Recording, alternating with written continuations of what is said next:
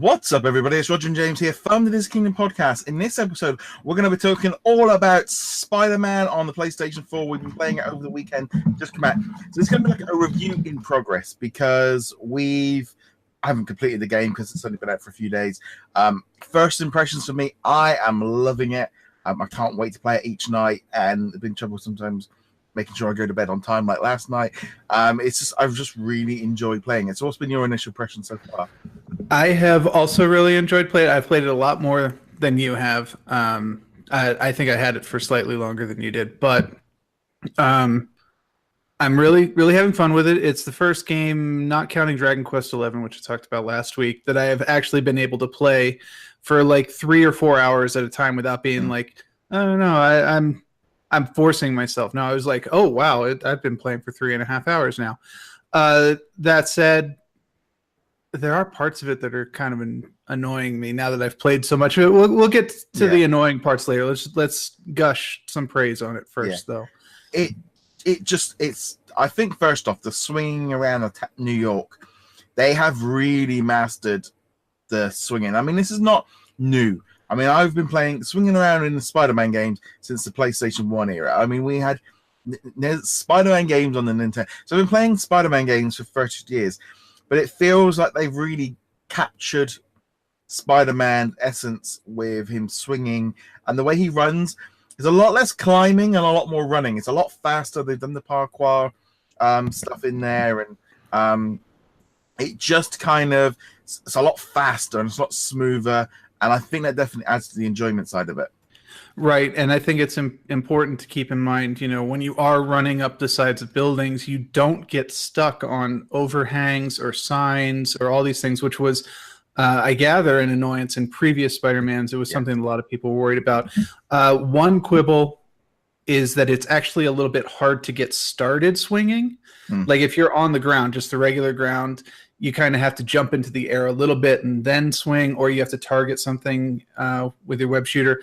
Very, very minor gripe, but it is one that you do kind of notice the farther you get into the game, especially when you're trying to swing in Central Park or something like that. You don't have too many things to latch onto.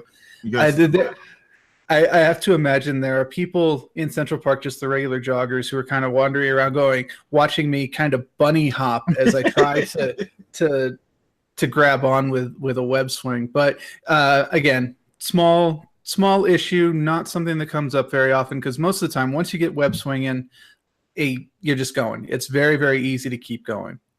Yeah, I mean, I found that whole thing. The only thing I did find with the controls is I do it quite often, is when I come back into the game, I seem to keep getting triangle and circle wrong, and I keep missing my dodging for some reason, and I was getting beaten up by just regular Joes because it feels like they're the wrong way around, and I've seen quite a few people sort of say this as well. So I haven't had that problem specifically, like the face buttons, squares, triangle, X, etc. I haven't really had too much of a problem with those. The bigger problem I've had is with the shoulder buttons, L1, L2, R1, R2, where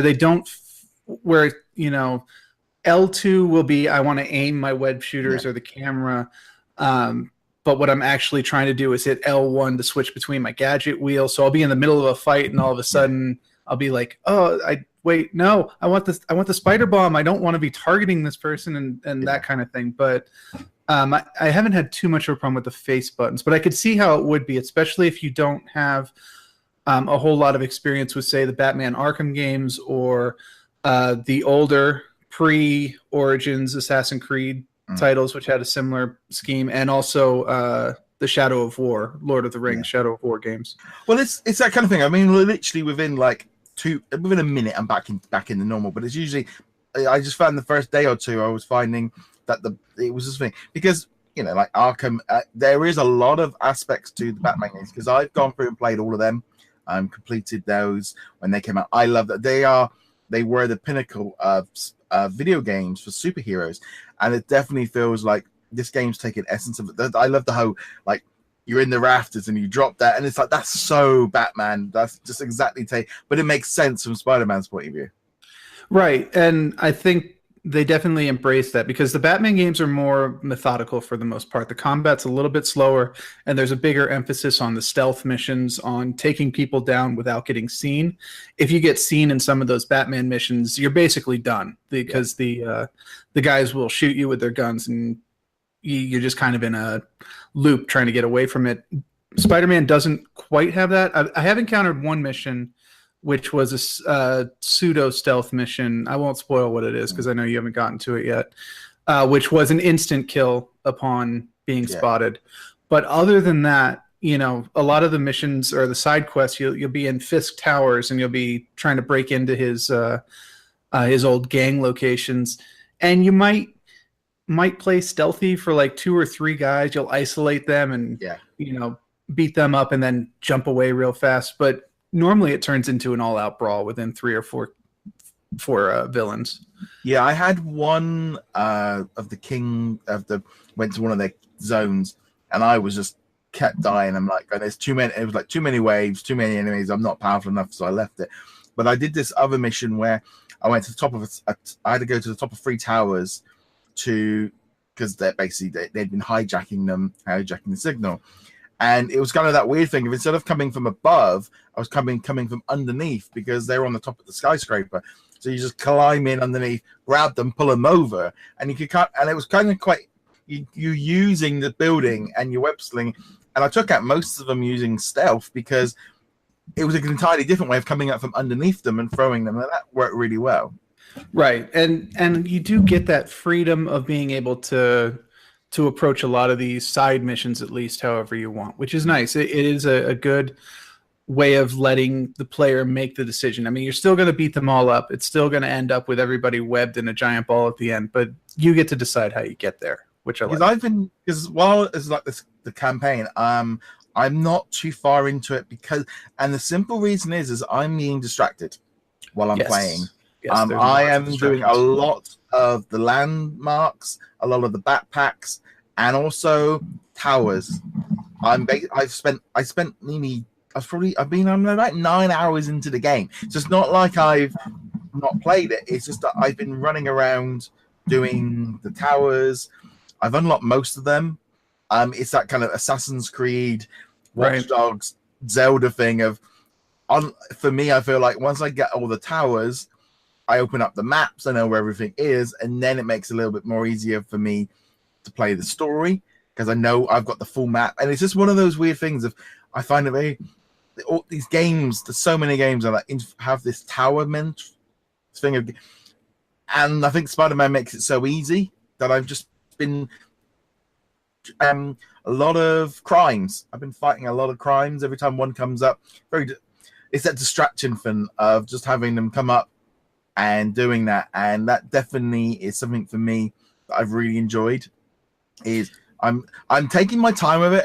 I as much as part of me wants to rush through the game so I can play Tomb Raider, the other part of me go, no, take your time and just jump to Assassin's Creed. Just take the time and enjoy the game.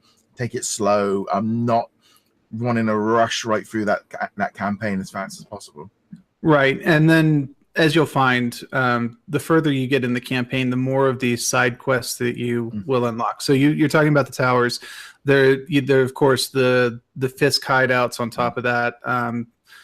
The various other side missions, beating up thugs, which pop up randomly, and then I don't even remember what the other ones were. Taking pictures of landmarks and whatnot. Yeah. After you get past one mission, you'll unlock the research labs. After that, you'll unlock some chase missions and challenges and all this kind of stuff. So they kind of dole it out piece by piece throughout the thing, which is both good and bad, because at some points it feels like you do have to kind of go completionist or not on some of them. You're kind of like, I'm actually at the point where I'm just like, no, I'm going to let a lot of these collectibles and these other side missions sit by the wayside, because I kind of do want to get on with the story now. Yeah. And I will say, the research labs, I hate the research labs so much. Is that the electricity kind of? No. They really, it's like, it feels a little bit like this is an unnecessary add-on game. And those are also research missions, but those aren't the research labs. Although one of them does actually follow the spectrograph version of that game, which is the matching the lines up. Yeah. No, the research lab missions are things like the water is polluted in the bay. You need to go and get rid of these pollutants, and then you need to spray this thing on it to get rid of the pollutants in the water. I'm just like, this is awful, and the controls are terrible, and I just want to get on with other things. You'll get to that very shortly, based on where you are in the story. I'll be interested to hear what your reaction is. Having said that, there are some other types of missions right now. I have to figure out how to describe this without going into spoilers. But you are tracking a villain, and the villain is leaving clues for you, and you have to do pictures and find a specific spot in the picture. I have seen a black cat. Thing, and I was standing there going, "What do I do with this?" But at the time, I didn't have the camera. So you can actually see the pictures already. They're already around town, but there is an actual mission associated with them, and it's a fun mission, and you get a cool prize at the end of it. So it's this kind of thing of there is just so much in this game, and I feel like you could go two ways. You could either be in like you say, completionist mode, or you're going to be in story mode. And I'm slowing myself down. I feel like I'm in like this thing of like, no, I've got the month. Let's just nicely just take it all in. And because I'm enjoying it. And there's that thing as well of if you're enjoying and like doing all the little side quests and stuff. And I'm like, and maybe it's that thing of having played a lot of Kingdom Hearts this year, of that thing of, no, I need to level up my character more, because I can't often rush through and don't do the side quests, and I'm constantly struggling. It's like, no, let's try and get my skill level up a bit that way and get all my gear and stuff. I'm becoming a little bit more used to it. Yeah, and this one is very good about the level up. Because when you level up, you get both a static bonus that it tells you what it is, like 5% combat damage or 5% move speed, or you can do more special moves, that kind of thing. But then you also get the skill points that you get to decide what you want to use on, and they give you new abilities or new ways to travel, so on.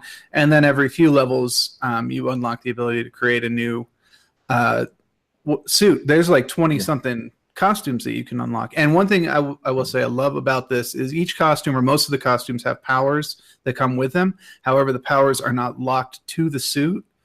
So I can unlock the Noir Spider-Man costume, but I can attach to it the Iron Spider special ability if that's what I want to use, or one of the other ones. So in a lot of these games, you're stuck using the armor with the abilities that you want, and if you end up looking like a clown because you've got different pieces of armor all over, well, you just deal with that because you want the best stats.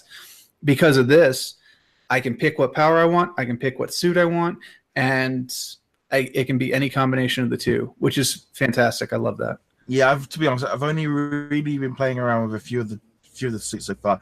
Obviously, the classic one, then you had the main one of the game with the white logo that I feel like I spent about 10 seconds in. Because once I realized I could change my suit, I then saw all these other ones I'd unlocked. And obviously got the pre-order bonuses. So I've been playing with the Iron Spider, the Infinity War one, because that suit seems to work very good for me for taking out mass enemies. I'm just fine. When I tried some of the other ones, I'm like, no, I like the arms because it means I can take out these big blocking guys, and I'm just finding that one a really good little bonus suit. Yeah, I mean, you've only just begun to unlock suits. I've got, I think, about 15 suits unlocked at this point. I found one of my favorite ones already, which is, as far as I know, completely original to this game. It was actually the one I got from the missions I was talking about earlier. It is my favorite suit. But there's something for everybody. They've got, the classic suit like you were talking about. They've got the white spider. They've got Noir. They've got Scarlet Spider with the red bodysuit and the blue hoodie. They've got Spider-Man 2099. They've got Stealth Spidey, which is he's in there. They've got Homecoming. They've got they've got both the Homecoming one that Stark designs. They've got the Homecoming one that was like his original costume when he was a solo hero. They've got the Iron Spider costume. They've done really well on all of that. They've got something for everybody, and Especially if you like taking pictures or just like visually customizing your characters.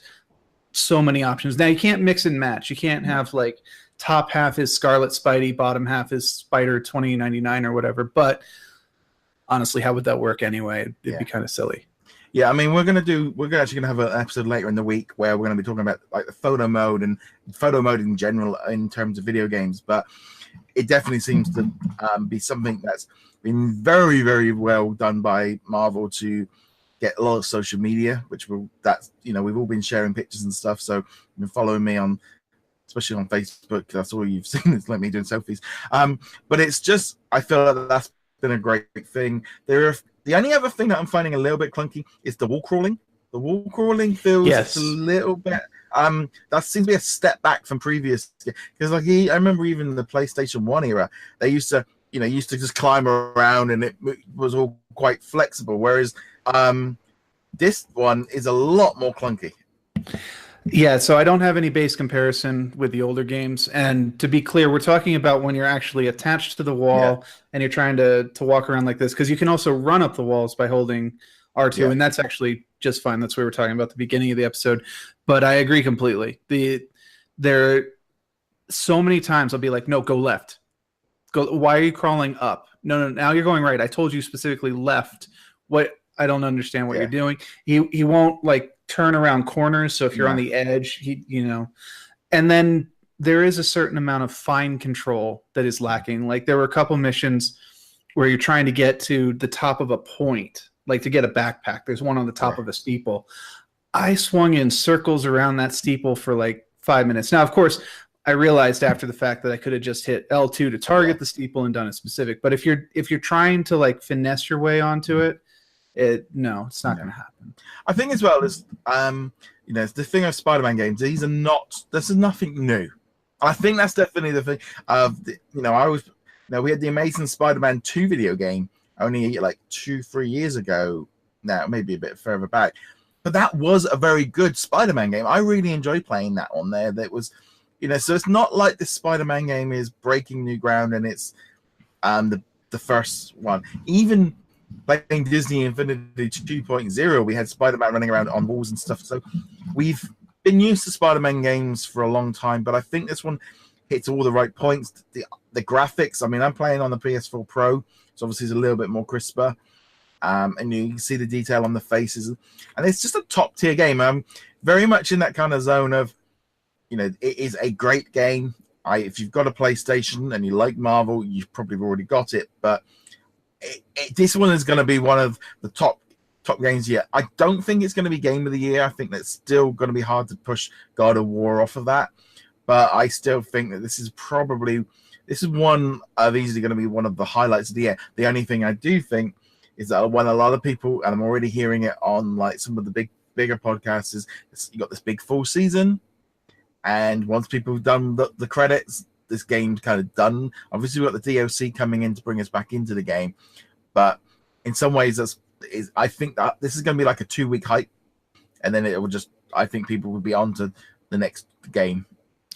I think that there will retain a certain small community, probably mostly people taking pictures in the game. Again, we'll talk about that later this week, but people paying the pictures, and then also people who can only afford 1 or 2 games. It's easy to forget that a lot of people, they're not going to buy 5 games this season. They might buy only 1 or 2.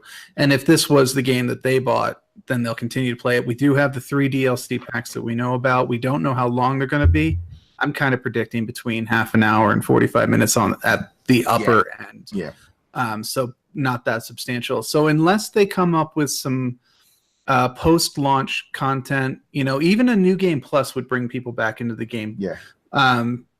But yeah, I agree with you. I think that once you're done with the game, now you are going to get like 20 to 30 hours out of the game. Yeah. I'm currently sitting at about 12 hours in, and I still feel like I've got a ton to do in the game.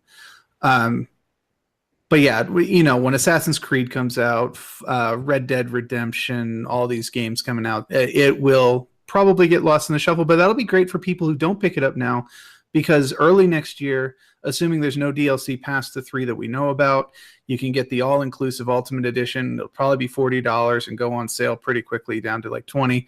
So, you can either enjoy it now, and it's absolutely worth $60 or, your regional equivalent, but it's also going to be worth it, 6 months from now at $20 to $30. So. Yeah, I mean, I think it's definitely worth it. I mean, I brought the digital deluxe versions, so I got all the DLC, all the packs and stuff. So I had it all nicely downloaded for me for that Friday. A couple of other things I just want to quickly touch on. I love the music. The music is good. That soundtrack, it feels like you're in an Avengers movie. It feels like you're in the MCU. It's kind of got that cinematic tone to it that I think just you're sitting there going, oh man, I really wish Marvel could get this sorted and get themselves a Marvel cinematic video game universe going here, because this would be awesome if they could. Because this sort, and it's like you got the Avengers Tower, and so you're there with the logo, and you find Doctor Strange, and like even like I've got a little backpack, and then like inside was Nelson and Murdoch, and little touches of the outside world. Obviously, you don't see any of it. There's not a huge amount of anything else coming in there, but these little touches, even a Stan Lee cameo, these kind of things are all just really great, and I really enjoyed. It feels part of a bigger thing. It does, and especially if you're into the comics, there's far more than just the obvious ones. Like you mentioned, they've got the Daredevil, Nelson and Murdoch, but they've also got references to Danny Rand. They've got Alias Investigations. They've got other obscure heroes who haven't been in the movies yet.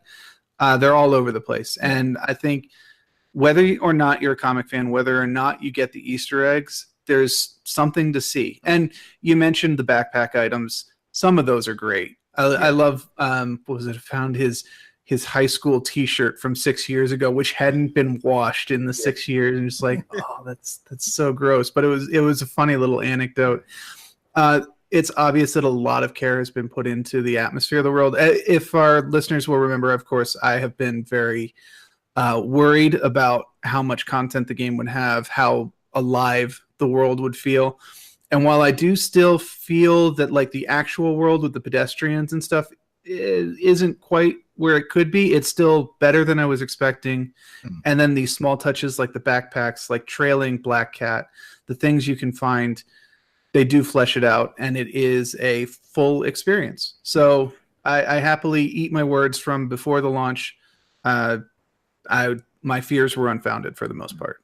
Yeah, fantastic game. Really loving it. Obviously, we're going to be doing a full review once we've both kind of finished it. It might be another week or two yet before we do that. But we wanted to just give our initial thoughts, and because obviously things are going to change, and we'll do full spoilers and stuff once we get into that. But we'd love to know what you guys are thinking of Spider-Man so far. I'd love to know your thoughts in the comments below. Get in touch with us on the different social medias. Remember to like, follow, and subscribe on all the different platforms you can get this podcast on. And you can also go check us out over on the website. So, James, where can they find you? Find me heroiclegacy.com. On that, guys. Thank you very much for watching. See you guys soon. Laters.